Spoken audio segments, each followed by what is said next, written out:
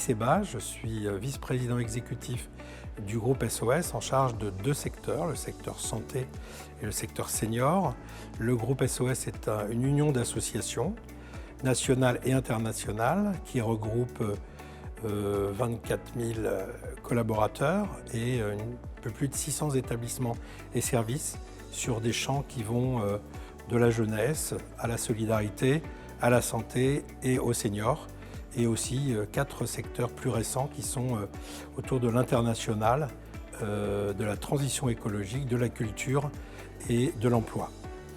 Nous sommes un groupe associatif à but non lucratif et donc nous rentrons dans ce qu'on appelle le privé non lucratif. Et aujourd'hui, je suis là pour parler de deux grands secteurs qui sont les secteurs santé, où nous avons 11 hôpitaux, des instituts de formation d'aides-soignants et d'infirmiers. Et puis pour parler aussi du groupe SOS Senior, où nous accompagnons plusieurs milliers de personnes âgées, soit à domicile, soit en EHPAD. Et évidemment, la question des soignants nous intéresse au premier plan.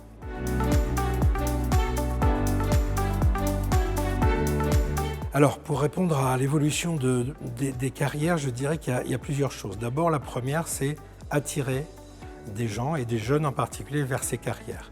Donc nous, on a depuis quelques années déjà un centre de formation pour apprentis et on essaye d'attirer des jeunes vers les métiers du soin, aide-soignant, mais aussi plus tard infirmier, ou vers des métiers plutôt du social, de type éducateur spécialisé, assistante sociale, etc. Ça, c'est la première chose. La deuxième, c'est évidemment la formation continue en permanence.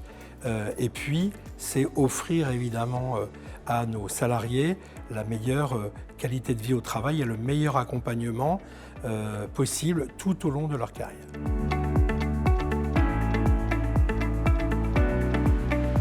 D'abord, je dirais, et il le sait, puisqu'ils choisissent de plus en plus, pas forcément en fonction du salaire, parce que ce soit le secteur public, privé lucratif ou privé associatif comme le nôtre, on a à peu près les mêmes salaires.